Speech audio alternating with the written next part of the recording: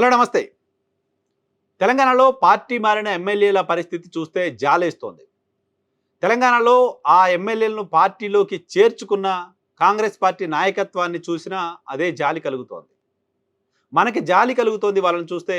అటు ఆ ఎమ్మెల్యేలకు, ఆ పార్టీ అధిష్టానానికి, పార్టీకి సంబంధించిన నాయకులకు మాత్రం వణుకు పుడుతోంది.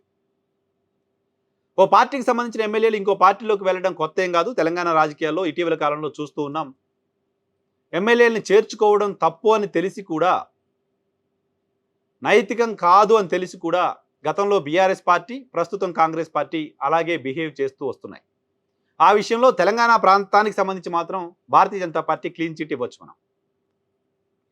ఇక తెలంగాణ రాష్ట్రం ఏర్పడిన తర్వాత 62 స్థానాలతో బీఆర్ఎస్ అధికారంలోకి వచ్చిన తర్వాత ఎమ్మెల్సీ ఎన్నికల సందర్భంగా ఎమ్మెల్యేల కొనుగోలు వ్యవహారం తెరపైకి వచ్చిన తర్వాత తెలంగాణలో మొదటి ప్రభుత్వాన్ని కూలగొట్టే కుట్ర జరుగుతుంది అనే అనుమానంతో ఇతర పార్టీలకు సంబంధించిన ఎమ్మెల్యేలని చాలా పెద్ద ఎత్తున తమ పార్టీలో చేర్చుకుంది బీఆర్ఎస్ పార్టీ.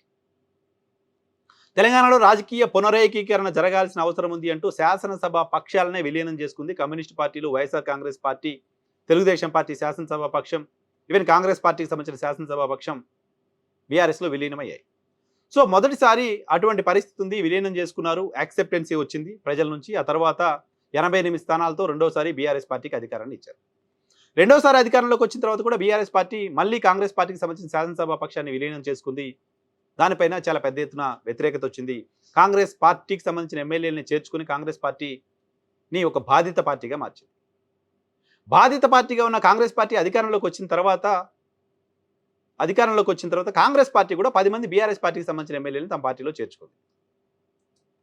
సో దేశమంతా రాహుల్ గాంధీ పార్టీ ఫిరాయింపులు తప్పు అని చెప్తున్నారు, రాజ్యాంగం బుక్కు పట్టుకొని తిరుగుతున్నారు, మీరేంటి ఇలా చేర్చుకున్నారు అని అడిగిన ప్రశ్నలకు చాలా వ్యంగ్యంగా తెలంగాణ కాంగ్రెస్ నాయకత్వం సమాధానం చెప్తూ వచ్చింది. 10 మంది ఎమ్మెల్యేలు పార్టీలో చేర్చుకున్న తర్వాత ఈ 10 మంది ఎమ్మెల్యేలు పార్టీ మార్పు, వాళ్ళు మారిన సందర్భంగా నేరుగా ముఖ్యమంత్రి వెళ్ళి కండువా కప్పడం, వాళ్ళు కాంగ్రెస్ పార్టీ కార్యక్రమాల్లో పార్టిసిపేట్ చేయడం, వాళ్ళు బీఆర్ఎస్ పార్టీ యాక్టివిటీలో పార్టిసిపేట్ చేయకపోవడం, ఇవన్నిటిని బేస్ చేసుకుని బీఆర్ఎస్ పార్టీ న్యాయ పోరాటం చేసింది. సుప్రీంకోర్టు వరకు వెళ్ళింది. బీఆర్ఎస్ పార్టీ సుప్రీంకోర్టు వెళ్ళి చేసిన పోరాటం ప్రతిఫలం ఇచ్చేలా కనపడుతోంది. ఆ ఎమ్మెల్యేలపైన అనర్హత వేటు పడే వాతావరణం ధ్వనిస్తోంది. సుప్రీంకోర్టు నేరుగా శాసనసభ స్పీకర్కి కొన్ని సూచనలు ఇచ్చింది. వాళ్ళకి నోటీసులు ఇచ్చి ఇమీడియట్గా వాళ్ళ వర్షన్ తీసుకుని దానిపై నిర్ణయం తీసుకోండి అని. శాసన వ్యవస్థకు, న్యాయ వ్యవస్థకు ఉన్న ఆ చిన్న గ్యాప్ కారణంగా, ఎవరు ఎక్కువ ఎవరు తక్కువ అనే అంశానికి సంబంధించి ఉన్న అంబిగ్విటీ కారణంగా కోర్టులు స్పీకర్ని ఆదేశించజాలవు లాంటి ఒక ఇంప్రెషన్ ఉంది. చాలా సందర్భాల్లో కోర్టులు ఇచ్చిన ఆదేశాలను స్పీకర్లు పాటించిన పరిస్థితి కూడా లేదు. ఇక ఇప్పుడు స్పీకర్ పార్టీ మారిన ఎమ్మెల్యేలకు, తెలంగాణలో కాంగ్రెస్ పార్టీలో చేరిన 6 ఎమ్మెల్యేలకు నోటీసులు ఇచ్చారు. వాళ్ళ వివరణ తీసుకోబోతున్నారు. వివరణ తీసుకోబోతున్న నేపథ్యంలో తెలంగాణలో పార్టీ మారిన ఎమ్మెల్యేలంతా మేము కాంగ్రెస్ పార్టీలో చేరలేదు తూచ్ అంటున్నారు. నిన్న మొన్నటి వరకు కాంగ్రెస్ పార్టీ కార్యక్రమాల్లో పార్టిసిపేట్ చేసి, కాంగ్రెస్ పార్టీ కండువా కప్పుకొని తిరిగి కాంగ్రెస్ ముఖ్యమంత్రులతో కలిసి కార్యక్రమాలకు అటెండ్ అయ్యి బీఆర్ఎస్ పార్టీ పైన విమర్శలు చేసి ఇప్పుడు మేము కాంగ్రెస్ పార్టీలో చేరలేదు అని చెప్తున్నారు. సో వాళ్ళు కాంగ్రెస్ పార్టీలో చేరలేదు అని చెప్పడం చూసి వాళ్ళకి ఎన్నికలంటే భయం వేస్తోంది, పాపం కదా అని అనుకున్నాం. వాళ్ళు మేము కాంగ్రెస్ పార్టీలో చేరలేదని కొంతమంది ఎమ్మెల్యేలు మాట్లాడుతున్న సందర్భంలో కూడా కాంగ్రెస్ పార్టీ రాష్ట్ర అధ్యక్షుడు మహేష్ కుమార్ గౌడ్ ఇటీవల TV9కి ఇచ్చిన ఇంటర్వ్యూలో అవును వాళ్ళందరూ మా పార్టీలో చేరితే తప్పేంటి అంటూ ఓపెన్గా ఒక స్టేట్మెంట్ ఇచ్చారు.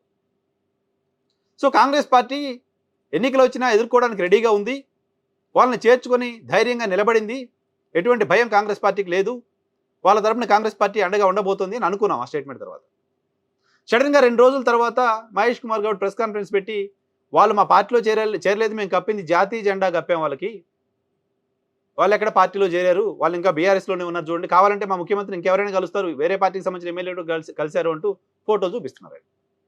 అంటే ఎక్కడో భయం కనిపించింది. ఇప్పుడు ఎన్నికలకు పోతే మనం గెలవలేమో అనే ఆందోళన కనిపించింది. కొద్దిసేపటి క్రితం ముఖ్యమంత్రి ఢిల్లీలో చిట్చాట్లో ఆ ఎమ్మెల్యేలు ఎవరు మా పార్టీలో చేరలేదనే మాట మాట్లాడారు. ఇది మరింత ఆశ్చర్యం కలిగించింది. ఎందుకంటే అసెంబ్లీ వేదికగా ఇదే ముఖ్యమంత్రి అసెంబ్లీ వేదికగా ఆన్ రికార్డ్ మాట చెప్పారు. ఏమనంటే ఆ మాట బాగుంది నిజానికి. ఏం చెప్పారంటే ఎమ్మెల్యేలపైన అనర్హత వేటు పడుతుంది అని రోజు వార్తలు రాయిస్తున్నారు, ప్రచారం చేస్తున్నారు. ఎలా పడుతుంది అధ్యక్ష అనర్హత వేటు? స్పీకర్నే ఉద్దేశించి ఆయన అన్నమాట. ఎలా పడుతుంది అధ్యక్ష? గతంలో చాలామంది పార్టీ మారారు. అలా మారిన వాళ్ళు మంత్రులు కూడా అయ్యారు. వాళ్ళపైన ఏమైనా శిక్ష పడిందా?